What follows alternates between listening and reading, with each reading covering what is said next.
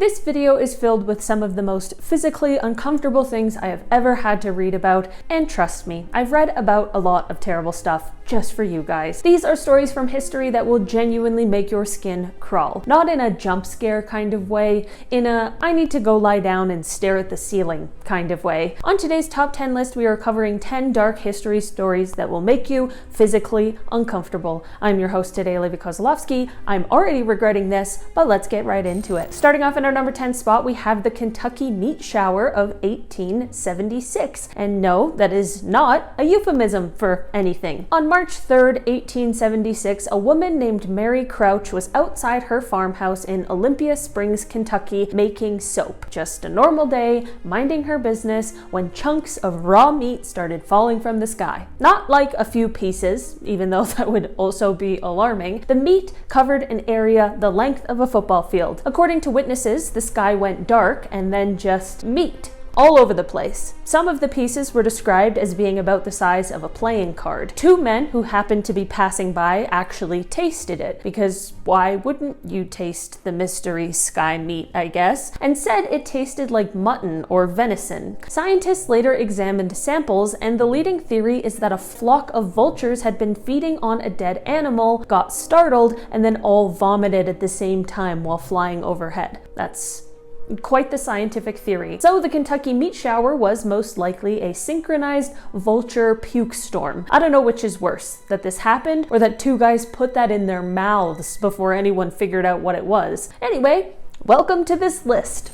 This is, without exaggeration, one of the grossest things I've ever had to describe out loud. The Erfurt latrine disaster. In 1184, in the German city of Erfurt, a group of nobles gathered to settle a political dispute. They were all standing together on the second floor, because that's apparently where you settled disputes back then, and then the floor gave way. Now, normally that would be bad enough, but beneath the floor was the building's communal latrine, which had not been emptied in a very long time. Approximately 60 nobles fell through that floor and into that situation. Most of them drowned in human waste. It's not funny, okay?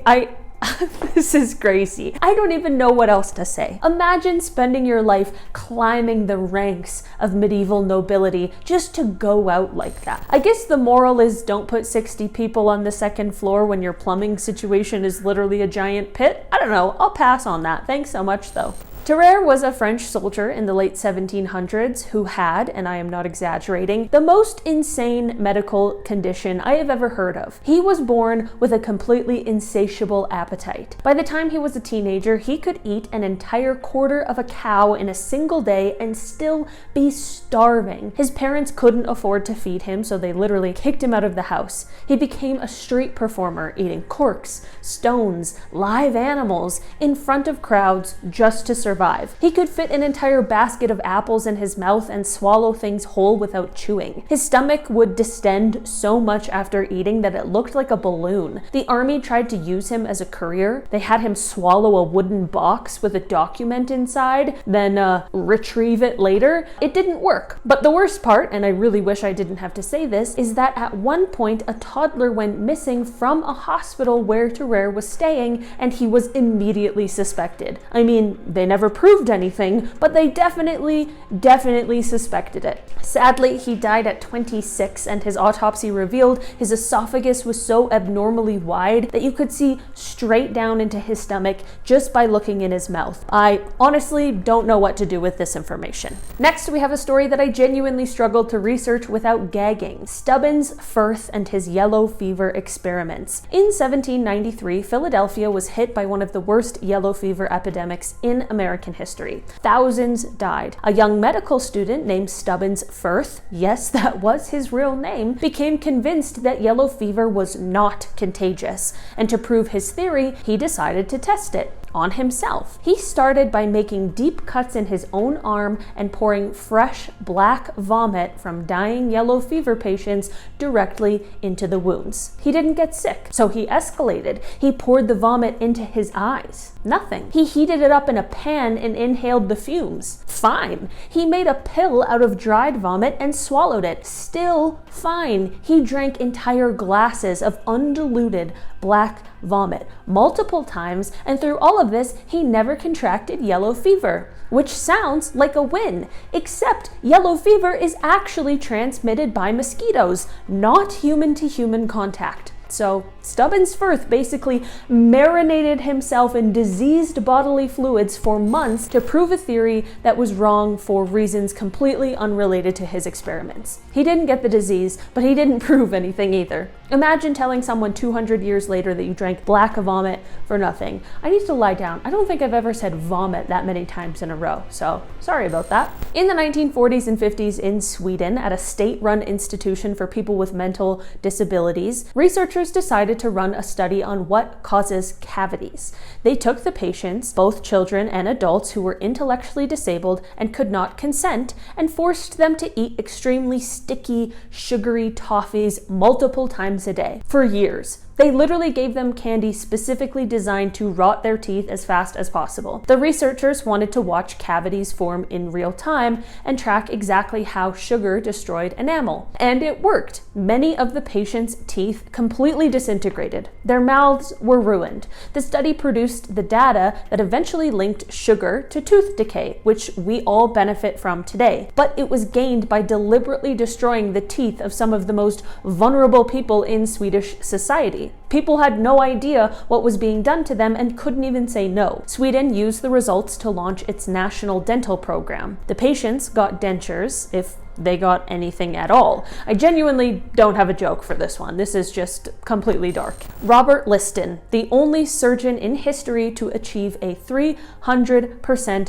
mortality rate during a single operation. Think about that for a second. One surgery, 3 dead people. Liston was a Scottish surgeon in the 1800s, and he was famous for 2 things: being incredibly fast and being incredibly terrifying. Just what you want. In an era before anesthesia, speed was everything. The faster you cut, the less time the patient spent screaming. Liston could amputate a leg in under 30 seconds, which is impressive until you hear what happened during his most famous amputation. He was going so fast that he accidentally sliced through the fingers of his surgical assistant. The patient and the assistant both died of gangrene from their wounds. And as if that wasn't bad enough, during the same operation, Liston's knife slashed through the coat of a spectator who was standing too close. The spectator was so convinced he'd been stabbed that he dropped dead on the spot, either from shock or a heart attack. So the patient died, the assistant died, and a guy who was just watching died.